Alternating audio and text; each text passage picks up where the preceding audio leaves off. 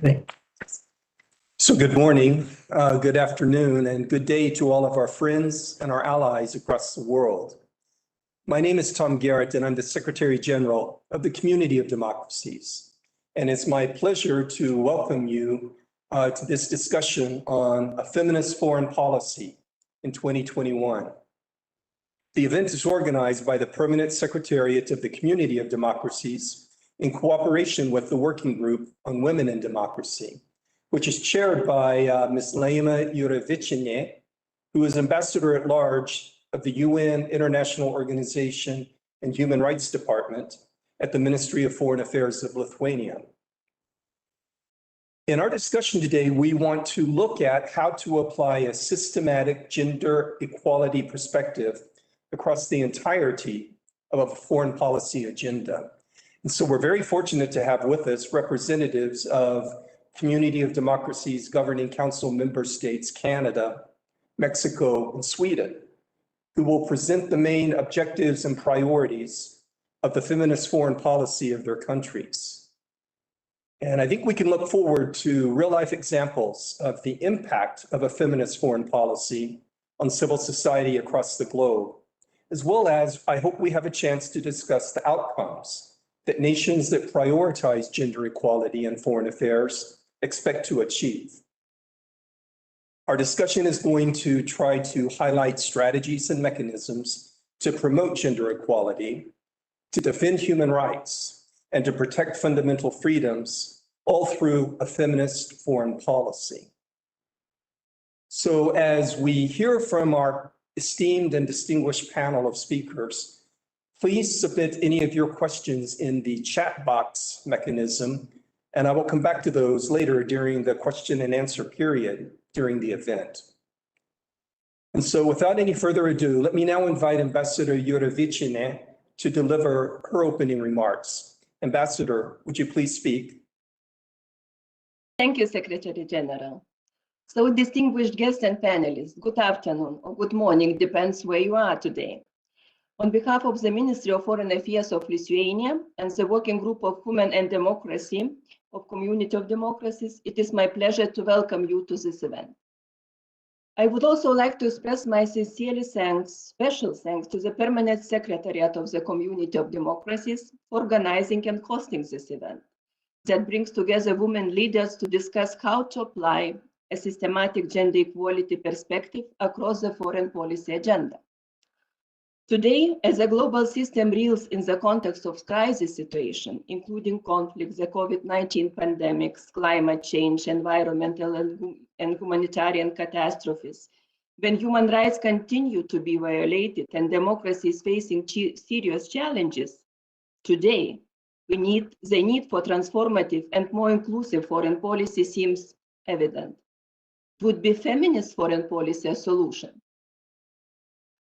As a recent report by Geneva Center for Democratic Control of Armed Forces suggests, the incorporation of a gender lens into domestic and foreign policies leads to better national security, international development, and democracy strengthening outcomes.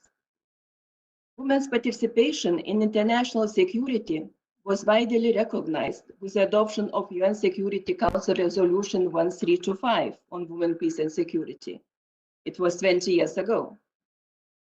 But security area is not the only area that women play an important role in. They should also be included as a cross-cutting imperative in all areas of foreign policy, including development, environmental, and trade, and many other areas. Strong engagement on gender equality and the empowerment of women and girls is also key to sustainable global recovery from COVID-19 crisis and building fairer, more inclusive, more prosperous societies. Community of Democracies Governing Council members, Canada, Mexico, Sweden, have also implemented feminist foreign policies, and today we have an incredible opportunity to hear about their objective and policy implementation. In 2020, this approach has been adopted by the European Parliament as well, calling for a minimum of 50% of women in all decision-making positions and 85% of European Union development assistance to be set aside for programs specifically supporting gender equality. My country, Lithuania, is a vocal advocate in the international arena in ensuring women's rights and gender equality, as well as fostering the women's economic empowerment. I'm happy to note that our new government has been formed fully ensuring the principle of gender equality. Today, Lithuania is proud to have women prime minister, women speaker of the parliament, and 40% of our government members are women. In addition, last year, Lithuania has adopted its second national plan of women, peace and security. In our development agenda, Sustainable Development Goals number 5 is one of our priorities. We believe that it is critical to work towards women's full, equal, and meaningful participation in all spheres and levels of public and political life. Women political leaders also stand at the forefront of democratic change. The crucial role of women leaders in advocating for peace, security, democracy is increasingly visible. One impressive example of such leadership taking place in Belarus, our neighborhood country. We will continue to stand firmly that the principles of equality, women economic and political empowerment, the fight of violence against women would be implemented at home and abroad. As a community of democracies, Lithuania has been serving as a chair of the working group of women and democracy since the moment of its inception, and remains committed to the topics of inclusion, women's participation in public life, and gender equality. When I'm mentioning feminist foreign policy with my friends, colleagues, whatever, people often ask me, what does it mean, really? What does a feminist foreign policy mean in practice? How should it be defined? What it is that makes these states' policies particularly feminist? How do the different countries understand the term? So many questions. And these questions show that we need to discuss about it. And I'm very happy to have discussions today. And finally, I would like to extend my utmost gratitude to all of you, our distinguished panelists, as well participants from all over the globe for your efforts toward promoting the meaningful involvement of women and their empowerment. I wish you, and me too, fruitful discussions. Thank you. Thank you very much, Ambassador, for setting the stage for our conversation. And now let me move to our esteemed panel. I would like to introduce our first speaker, who is Ms. Patricia Pena, who is Director General of the Foreign Policy Bureau at Global Affairs Canada. She joined the Government of Canada in 2007, and she has held several positions at the Canadian International Development Agency from 2007 to 2011, where she served initially in the Office for Democratic Governance and then as Director of Democratic Governance and Human Rights. Ms. Pena was Director of Economic Growth and Natural Resources Policy and Director General of Thematic and Sectoral Policy at Foreign Affairs, Trade and Development Canada. She most recently was the Director General of Economic Development for Global Affairs Canada, including responsibility for international financial institutions. Prior to joining the Government of Canada, Ms. Pena lived in London for almost 10 years, where she studied and worked in several public sector organizations, including the United Kingdom's Electoral Commission, where she was Director of Political Financing Regulation in the United Kingdom. Ms. Pena, you're welcome to take the floor.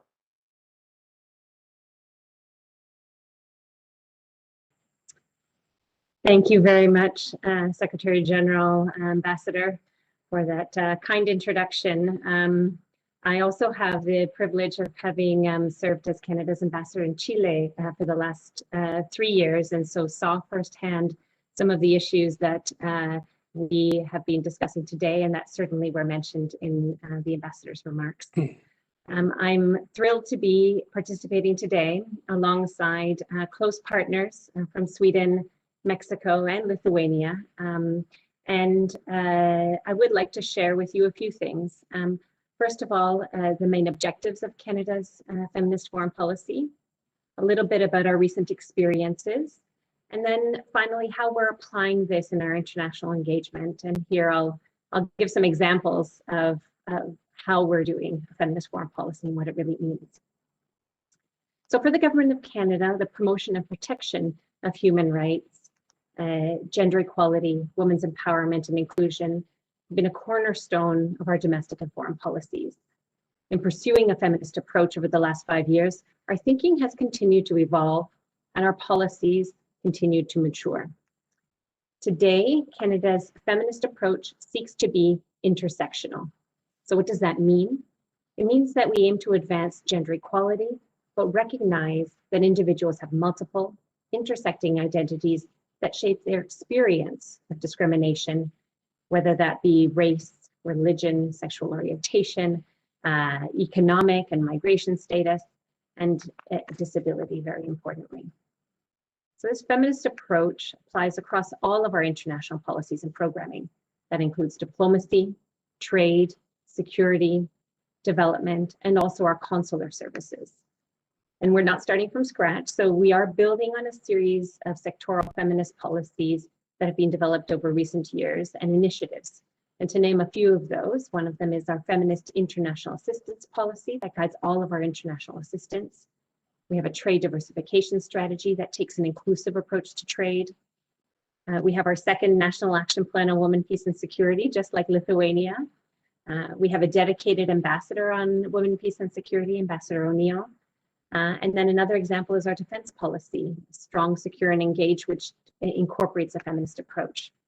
So all of these policies, what they have in common is that they seek to dismantle persistent systemic barriers, discriminatory norms, and inequalities between women, men, girls, and boys, and gender diverse people, taking into account the intersecting and compounding forms of discrimination that they may face and how they overlap.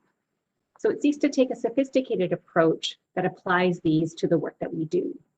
If I had to simplify it, I would say our overarching objective is equal rights, equal voices and choices, and equal access to opportunities for all. We believe that all people, regardless of their background and identities, should fully benefit from equal participation in economic, social, and political and cultural life in our societies. And this is one of the most important underlying principles of our feminist approach. Now, we promote inclusion, respect for diversity, and gender equality, not only because it's necessary in its own right, but because it actually has a tangible impact, a positive impact. We believe that it is the only way to ensure that we can meet our objectives of having a safer and more prosperous world, and also to make progress on achieving the Sustainable Development Goals. It's an approach that applies not only internationally, but also at home. And here I think it's important to have a degree of humility. We must recognize that we face challenges at home, and there's still much that we need to do in Canada to address systemic inequalities, racism, and discrimination, and including for Indigenous people in Canada. As we turn towards the global landscape, I think we'll all agree that while significant progress has been made in the last decades, we're now seeing an unprecedented backlash against the advancement of gender equality, women's rights, sexual and reproductive rights, and LGBTQI rights. The COVID-19 pandemic is exacerbating these inequalities, and we know that it is experienced and how it is experienced by Black, Indigenous, and racialized people, both in Canada and abroad. So what do we do in the face of this? Well, we believe that we need to take a coherent and coordinated approach to address these trends and to continue to advance gender equality. But we also, in addition to collaborating, we need to adapt to local circumstances. This is not a one-size-fits-all approach. And we need to have conversations like the one that we're having today to ensure that we share lessons learned, that we avoid mistakes if we can, but that we also work forward together. So Canada's experiences in applying a feminist foreign policy are part of I would say, a whole of government effort. This is not just a foreign ministry initiative. It is something that covers all of our other international ministries that have an international dimension, finance, defense, environment, and climate change. One of the things that the Government of Canada has been doing within our work in our public service is to apply a gender-based analysis, what we call GBA+, to all of our policies, programs, and services. And so this uses that intersectional lens that I mentioned to identify and address systemic inequalities in the work that we do. It seeks to improve our work, to attain better results for Canadians, for all Canadians, and to better achieve the international priorities that we've identified, and very importantly, avoid unintentional harm. We have accompanied this work with training for ourselves, for all the employees in our organizations, to make sure that they understand how to implement this, because they are the ones that are actually developing the policies. And so maybe if I can share kind of a few examples of what does this mean in terms of our policies and programs. So for instance, we've been providing direct support to women's organizations through our Women's Voice and Leadership program. We also support a fund called the Equality Fund. And this ensures that these organizations have the funding to be able to do the essential work and perform their roles in society. Another initiative that we're supporting is the Elsi initiative for Women in Peace Operations. And here, this is targeting the meaningful participation of uniformed women in UN peace operations. The idea is to give bilateral training and technical assistance to police and troops in countries, and this work is currently taking place, for instance, in Zambia, Senegal, and Ghana. On the trade side, all of Canada's trade agreements since 2017 have mainstreamed gender. We've organized trade missions and services that support women-owned businesses, so particularly small and medium-sized enterprises, so that women entrepreneurs and other traditionally underrepresented groups can actually have access to market opportunities abroad and enter into global value chains. And then we're also looking at specific sectors. So here I'll share the example of the area of cybersecurity. Recognizing that not a lot of women are participating in this space, one of our focus priorities is actually increasing the participation of women in international cybersecurity policy discussions. So for instance, we're supporting a fellowship program, the Women and International Security Cyberspace program, and then also working with the OAS as another example on the Cyber Women Challenge to encourage more girls and women to enter into the area of cybersecurity. So these are real examples of how we're trying to implement a feminist foreign policy. And this brings me to the last kind of, I guess, question for today's discussion, the importance of working with civil society. And I think this is really at the heart of the Community of Democracy's work. Strong engagement with civil society is key to advancing a feminist foreign policy. Civil society has been thinking and advocating for feminist policies for a long time, and we as policymakers need to be open to benefit from their expertise.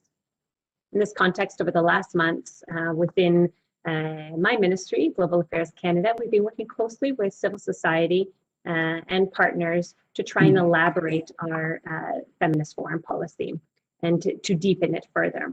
So we've had an extensive dialogue and with civil society, Indigenous partners, both in Canada and abroad, to try and figure out how we can do this. And there's been enthusiastic participation in this process, and they've helped us to identify some key issues. They've supported adopting an intersectional rights-based approach, recognize the need to adapt to local realities, encourage the issue of policy coherence, making sure that we walk the talk so we don't just do things abroad that we wouldn't be prepared to do at home. Emphasize the importance of issues such as sexual and reproductive health rights, and sexual and gender-based violence, and then issues around economic justice and addressing the unequal burdens in the care economy.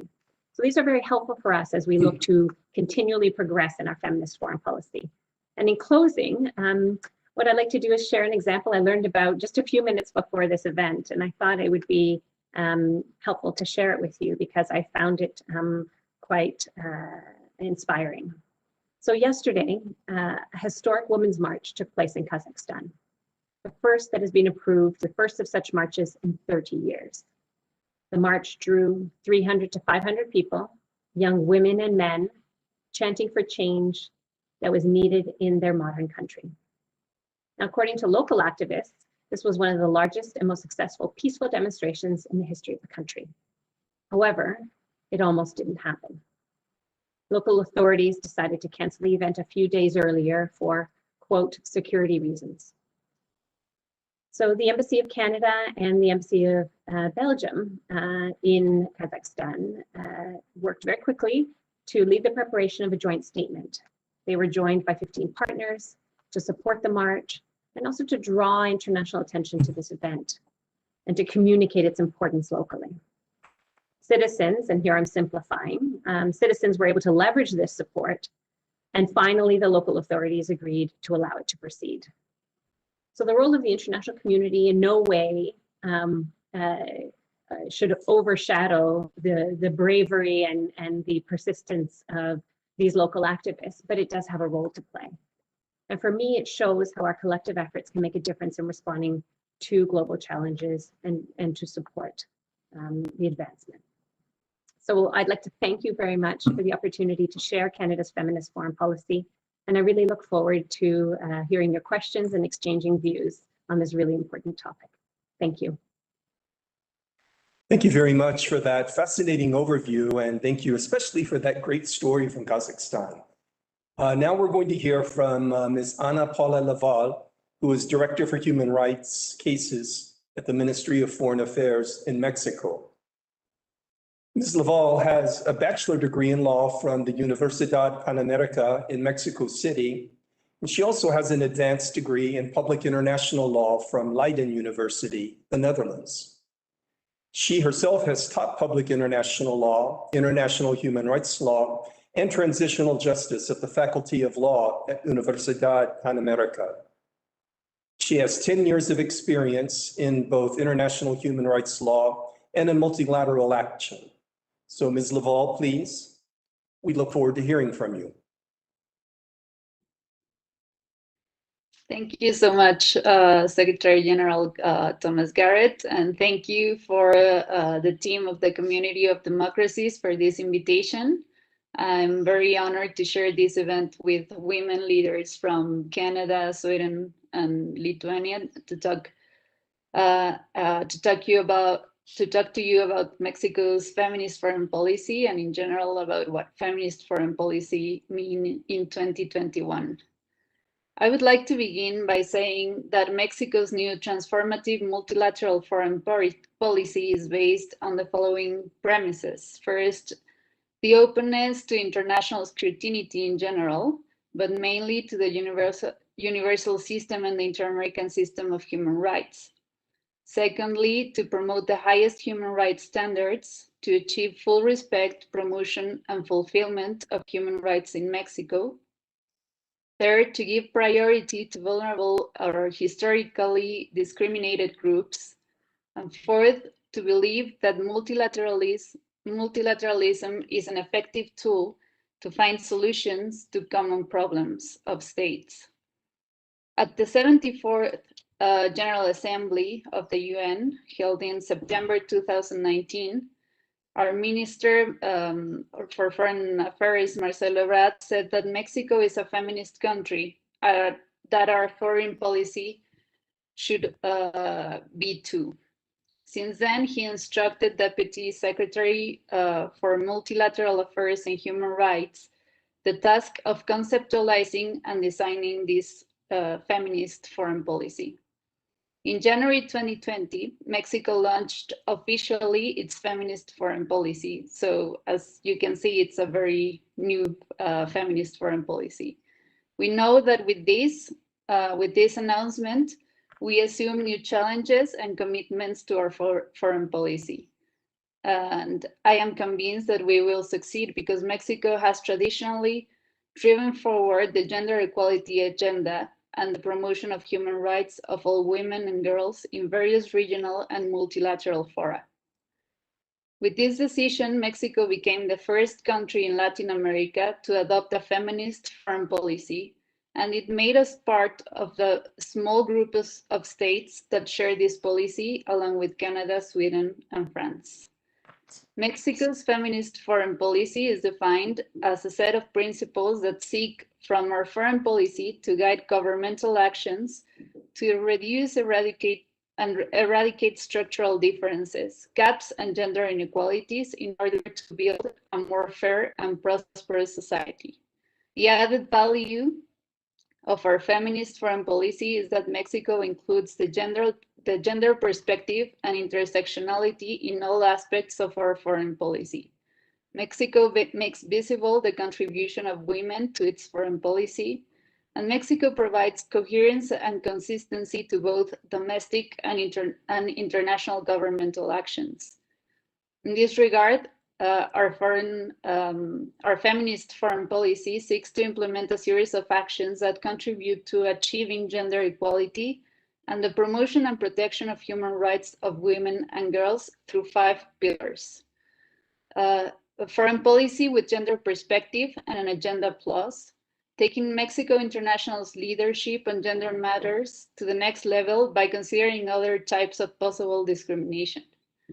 A Ministry of Foreign Affairs with parity. This includes organizational reforms that aim to achieve an egalitarian working environment.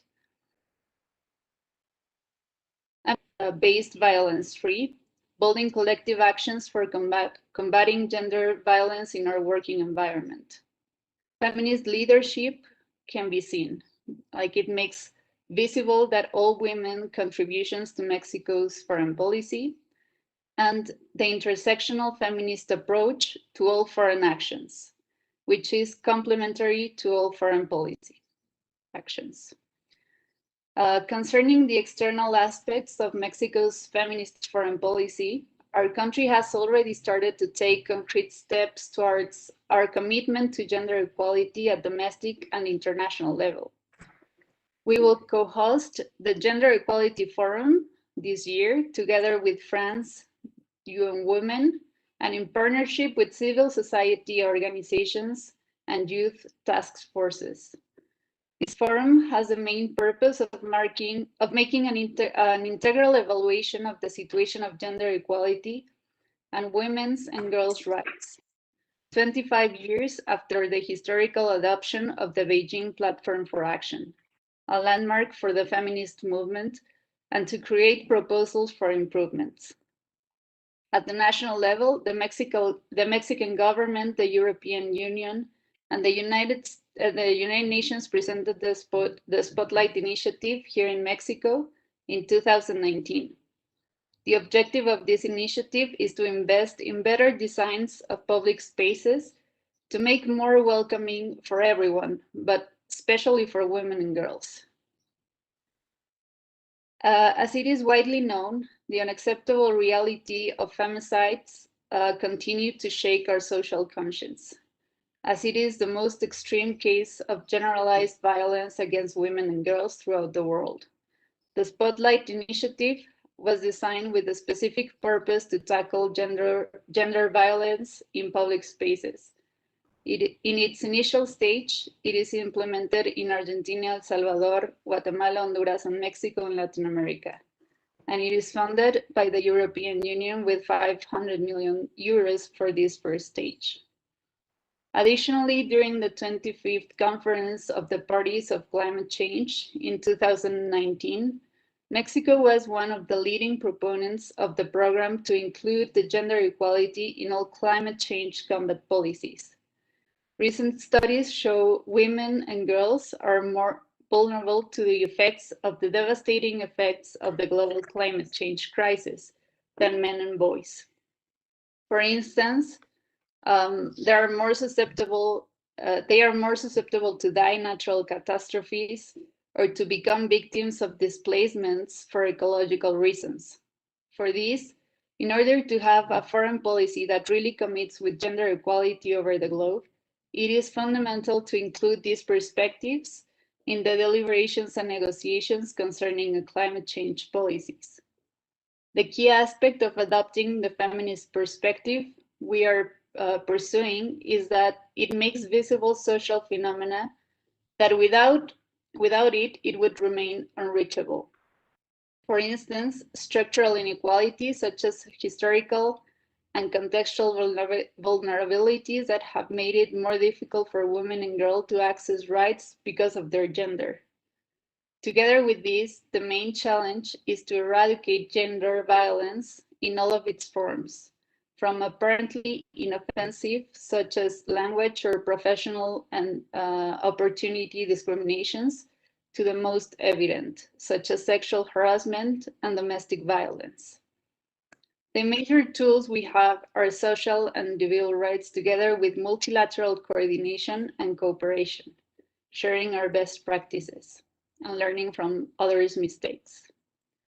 The most relevant progress in the world has achieved in matters of human rights are under a permanent state of fragile equilibrium, and hence they require constant review. The feminist foreign policy we have launched constitutes an acceptance that it is the state's responsibility to be able to provide all the proper normative, institutional, financial, and human resources to attain the necessary progress towards the full enjoyment of rights and liberties, and that the feminist struggle for gender equality has been a pioneer model towards emancipation of the most vulnerable groups in our society. The value of a feminist foreign policy is that it contributes significantly to the country's national development. One of Mexico's priorities is leave no one behind.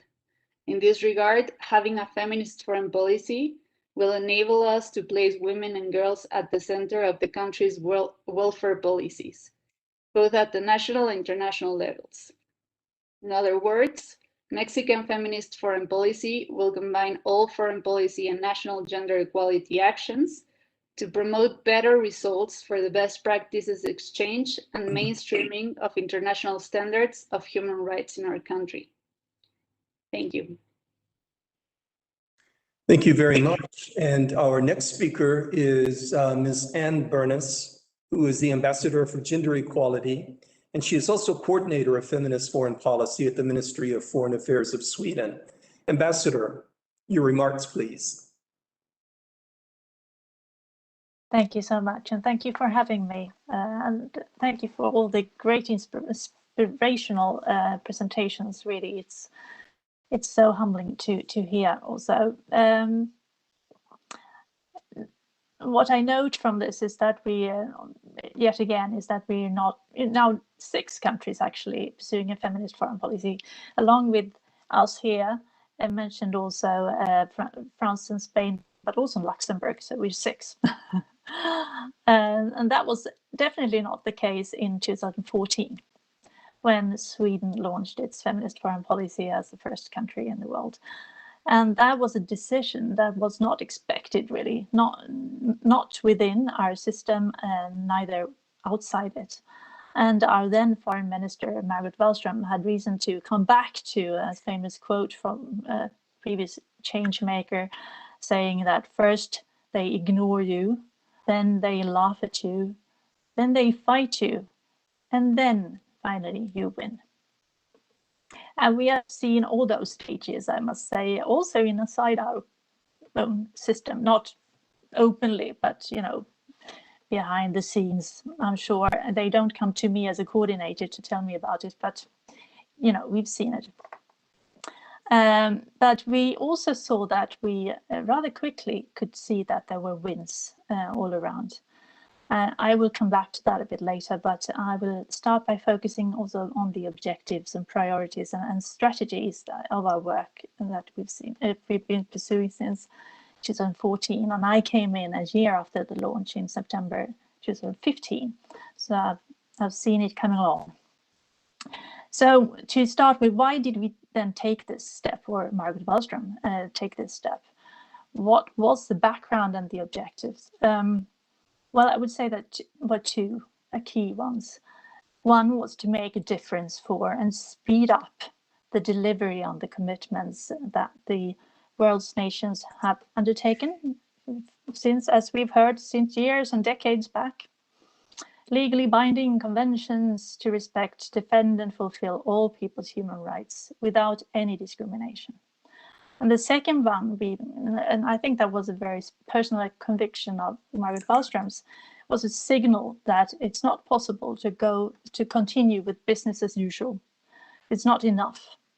And gender equality needed to be seen as a peace and security issue, not as a separate agenda, not as an ad hoc issue, and certainly not as a women's issue, a peace and security issue. And here we, in many ways, related to our own journey, where Sweden has come to see gender equality not only as a goal in itself, but also as a means of getting to any other goal, including foreign policy goals. So what does it mean then, as we see it, to pursue a feminist foreign policy? Well, essentially it means, using a gender lens on everything, whether it concerns a conflict, a peace agreement, a trade deal, or a crisis like COVID-19.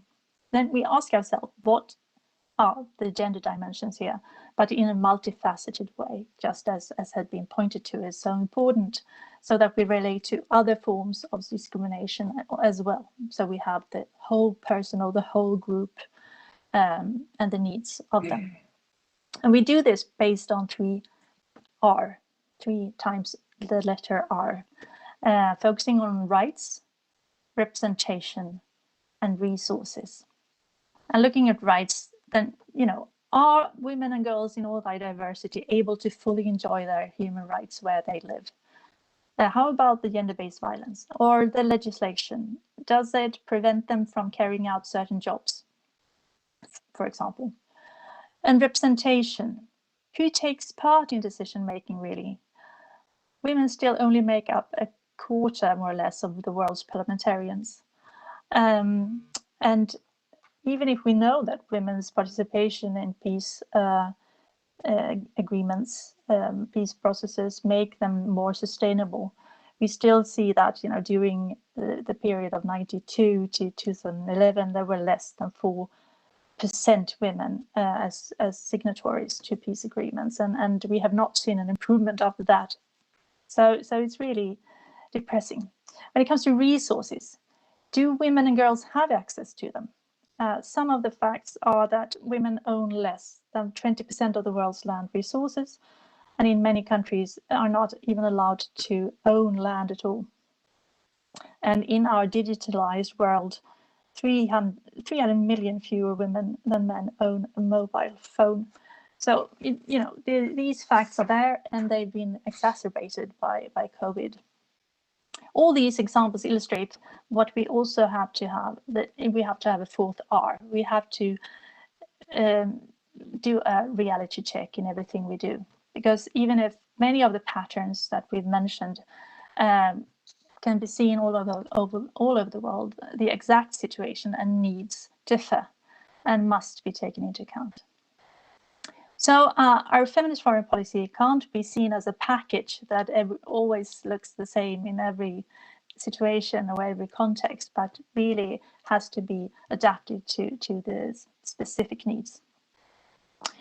So these are some of the examples of why we believe pursuing a feminist foreign policy is not only the right thing to do, but also essential to make sure that we conduct a foreign policy strategically and direct our efforts efficiently.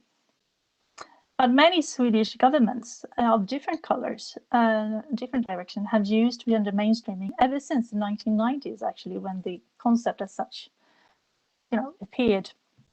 So what then is the difference? Because there's been a gender lens before, that's a fact. From where I sit, I would say that major differences are that it gives an immediate signal of what you stand for. We cannot mention our foreign policy without mentioning what we stand for. And that makes a difference, and it makes it easy for us to be consistent in our work at all levels, in all contexts. And colleagues have described it as giving them a backbone and more of a, courage. They can stand on the barricades and know that Stockholm is always behind them. Another difference, I would say, is that it's also a more transformative approach that has also been pointed to here.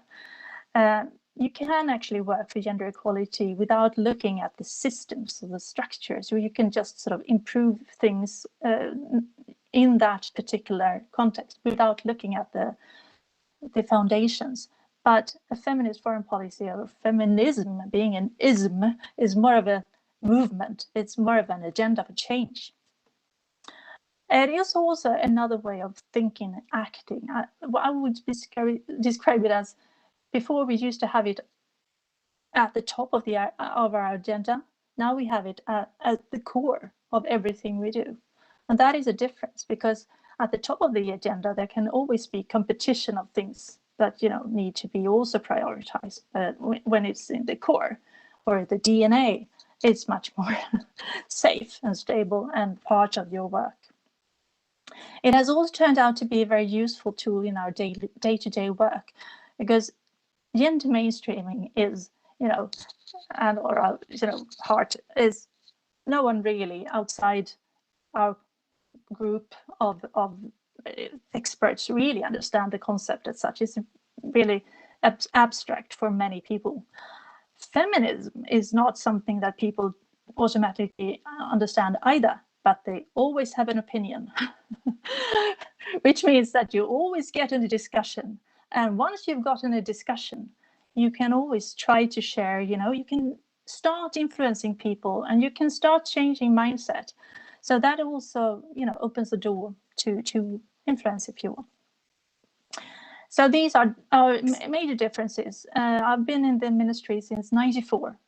I've sort of been in touch with gender equality and 1325, not least, sort of along the way, but it's never been as present as since 2014.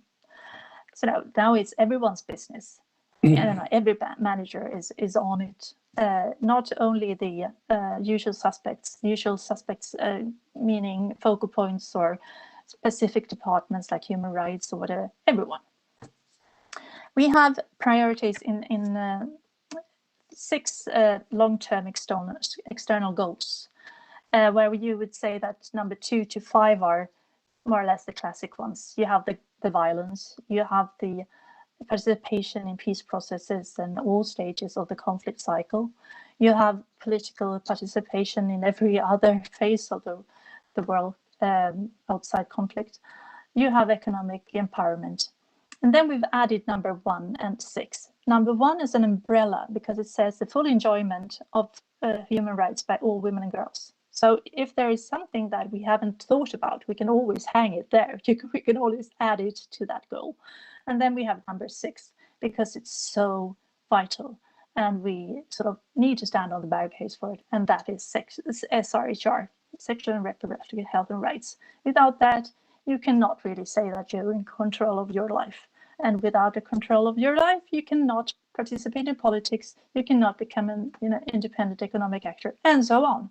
So this is really a core business. And we also, along the line, because we have a yearly plan. So in 2015, in November, we launched our first action plan, and then we've renewed it every year. And in 2017, we added an internal goal that the internal works of the Foreign Service should support and manifest the feminist foreign policy, and that is to walk the talk. So there we have the human resources, we have the economics, we have the real estate, we have the security business, we have the consular department and everything, protocol department, you name it, everything should be sort of integrated with this.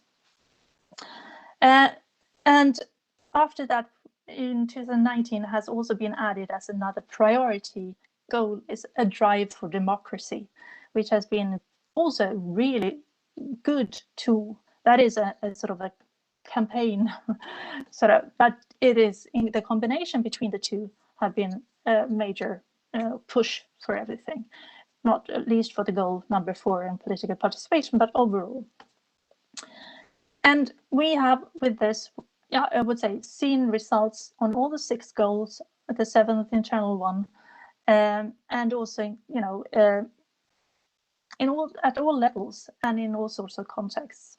And I'm constantly in awe of my colleagues because they are often the ones coming with the most creative ideas and innovative ways of working. Because this has been from the start a very joint venture where the whole system was invited to have a think of how we would pursue this in the best possible way. So the first action plan was based on their reports coming in from the whole world. And then we continued to have that integrated dialogue with our own system, but also with civil society continuously. So that I totally agree is vital. I could go on and on, that's a warning.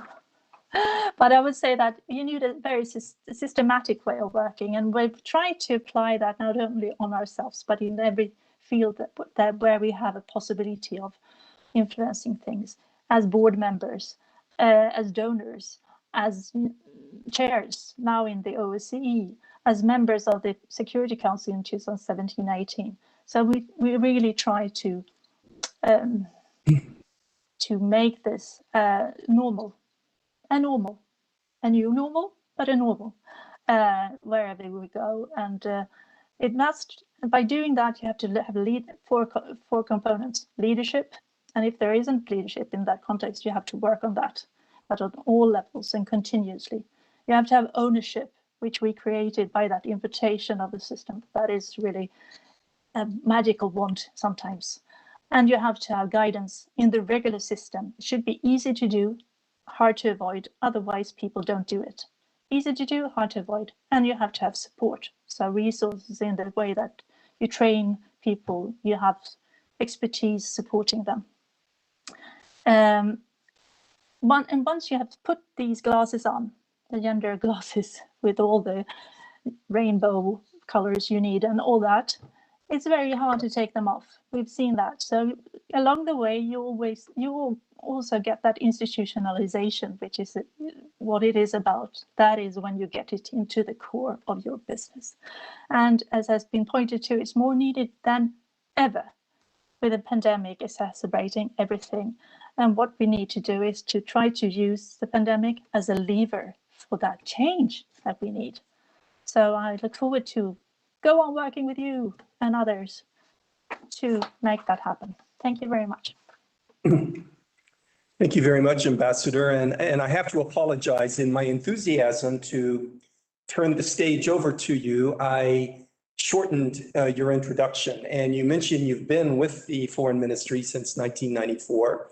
Let me just also mention that you bring to this discussion and to this work a distinguished career in both the private sector and public service, with your degrees in journalism, political science, international relations, your work as a journalist, as well as your service to Sweden as a diplomat for 16 years in assignments ranging from security policy and crisis management to the European Union and United Nations. So my apologies again for abbreviating your introduction, but I'm so glad we had a chance to hear from you. And so I want to thank you and all of the panel for this very fascinating overview of what a feminist foreign policy means.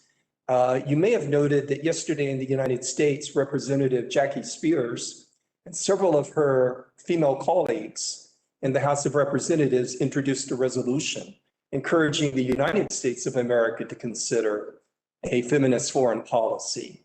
And to that end, there is a question from one of our participants who would like to know,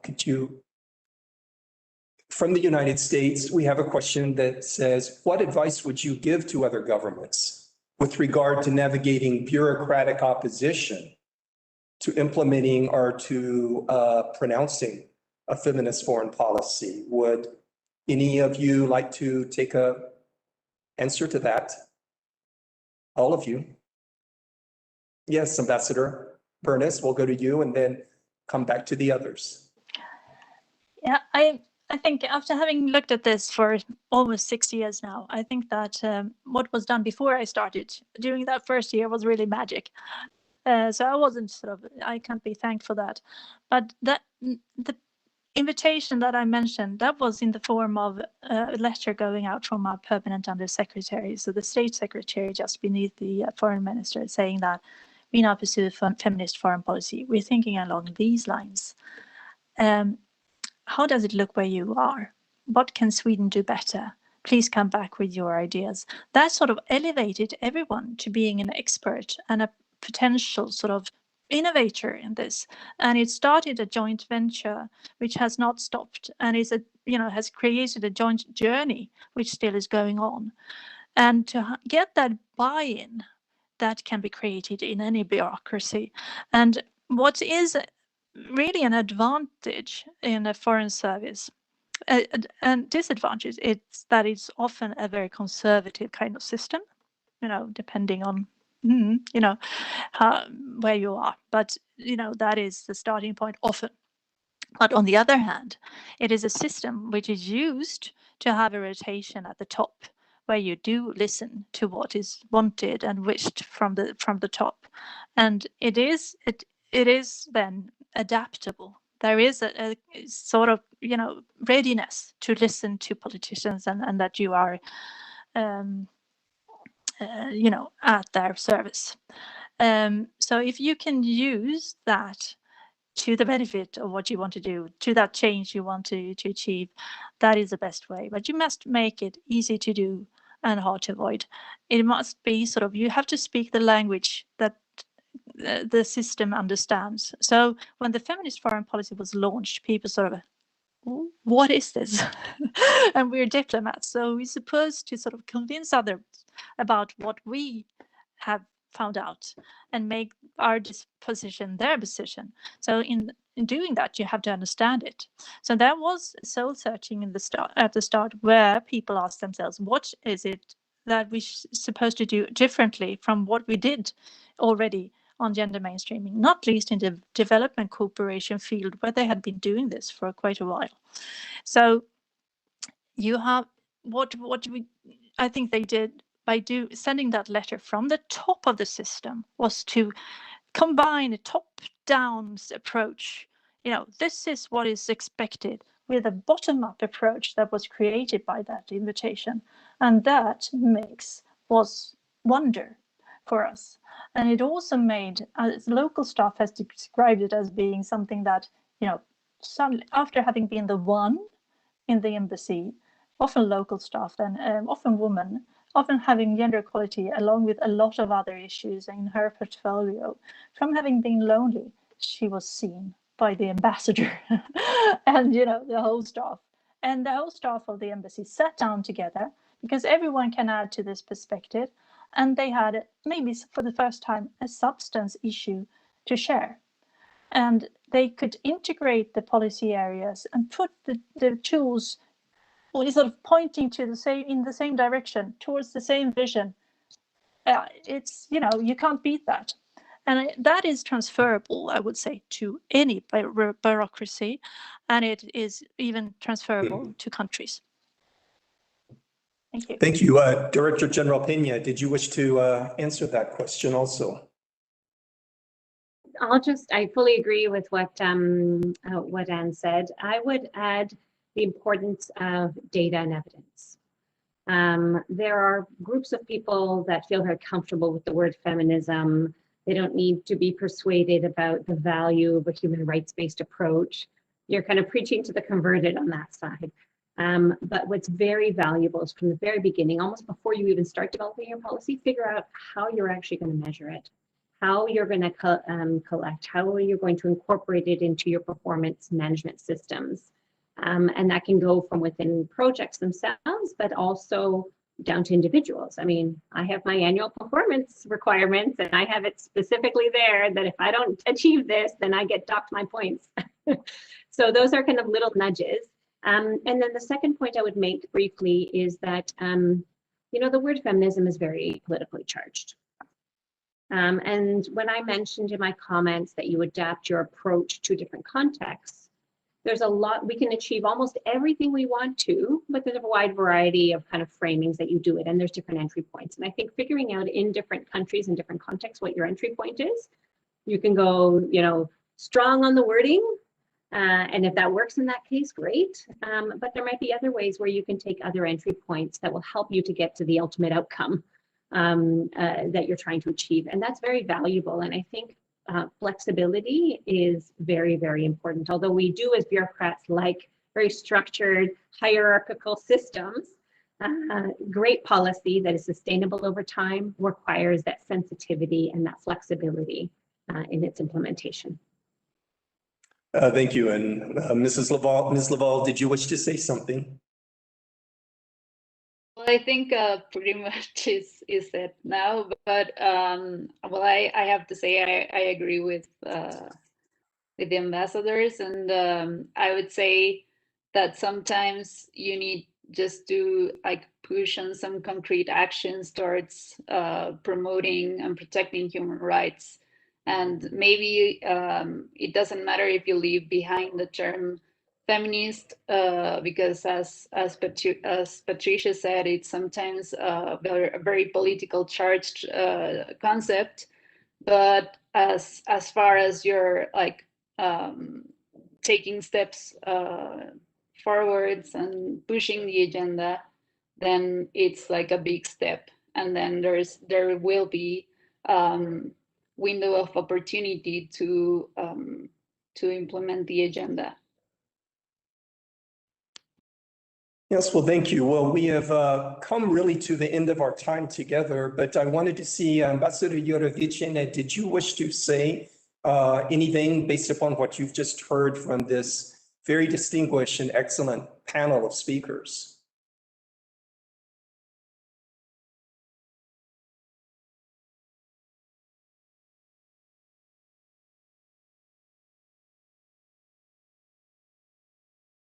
Is she muted? Okay, I managed Okay. to unmute, so thank you. No, nothing special, but just for me, particularly, was very interesting to listen to you. And I was writing and getting some very important advice and understanding. At least now I can explain with people with whom I am talking, what does it mean and why do we need to have this feminist foreign policy. So thank you once again very much, and all the best for implementing such policies in your countries. Thank you. And I just want to join Ambassador Jorovicina and our working group on women and democracy on behalf of the Permanent Secretary of the Community of Democracies, and thank our distinguished speakers and all of our participants of this event. Today, I think we heard some really substantial evidence, some proof of the value of the incorporation of the gender lens into domestic and foreign policies and the outcomes that has for national security, international development, and democracy. So in closing, let me say again, thank you to our esteemed panel, and thank you to all of those who joined the discussion from around the world. We look forward to hosting you, hopefully soon, on another discussion on these issues of democracy. And until then, the team here at the Permanent Secretariat and I hope that you stay safe and that you stay united. Thank you and have a good day. Thank you.